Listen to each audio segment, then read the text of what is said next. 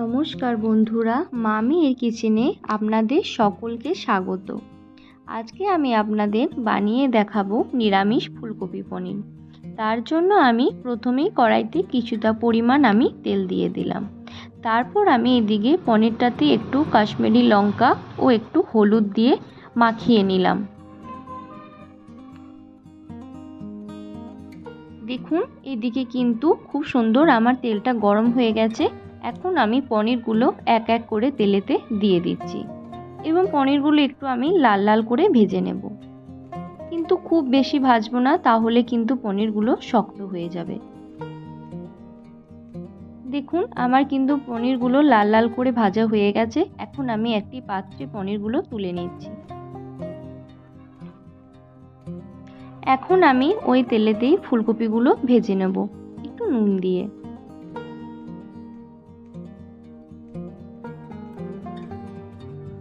দেখুন খুব সুন্দর কিন্তু আমার ফুলকপিগুলো ভাজা হয়ে গেছে। এখন আমি একটি পাত্রে ফুলকপিগুলো তুলে নিচ্ছি। ওই তেলেতে আমি কেটে রাখা আলু ও সয়াবিনগুলো আমি ভেজে নিচ্ছি।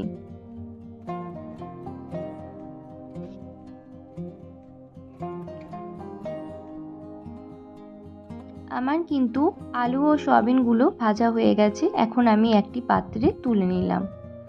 এরপর আমি কড়াইতে কিছুটা পরিমাণ তেল আমি দিয়ে দিলাম। তেলটাও কিন্তু আমার গরম হয়ে গেছে। এখন আমি একটি শুকনো লঙ্কা, দুটি তেজপাতা ও 1 চামচ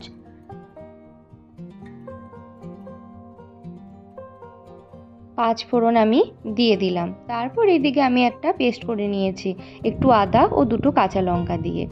এখন আমি সেটা ভালোভাবে নাড়িয়ে নিলাম। আর আমি একটা ছোট টমেটো আমি কেটে রেখেছিলাম, সেটাও আমি তেলেতে দিয়ে দিলাম। এখন ভালোভাবে আমি নাড়াচাড়া করে নিচ্ছি। এদিকে আমি একটা মশলা করে নিচ্ছি। 1 চামচ ধনে গুঁড়ো, 1 চামচ জিরে গুঁড়ো, 1 চামচ কাশ্মীরি লঙ্কা, 1 চামচ হলুদ। এটা আমি এখন জল দিয়ে ভালোভাবে পেস্টটা রেডি করে নেব।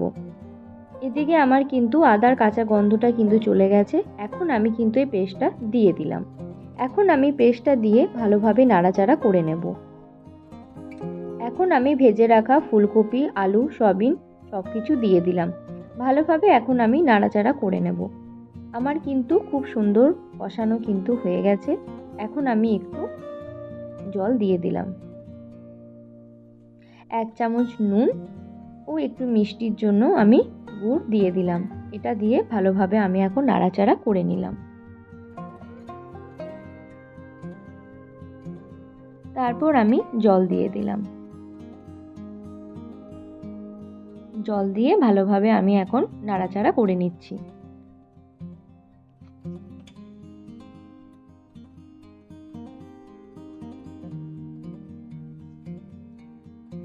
তারপর আমি দুটি কাঁচা লঙ্কা দিয়ে দিলাম এবং ভেজে রাখা পনিরগুলোও দিয়ে দিলাম। আমার কিন্তু সব সেদ্ধ হয়ে গেছে। সবার শেষে আমি 1/2 চামচের মতো গরম মশলা দিয়ে দিলাম ও কুচিয়ে রাখা ধনেপাতাগুলো আমি দিয়ে দিলাম। আমার কিন্তু ফুলকপি পনির একদম রেডি হয়ে গেছে। এখন আমি একটি পাত্রে ঢেলে নিলাম। আপনারা এভাবে বাড়িতে বানাবেন, দেখবেন খুব ভালো লাগবে।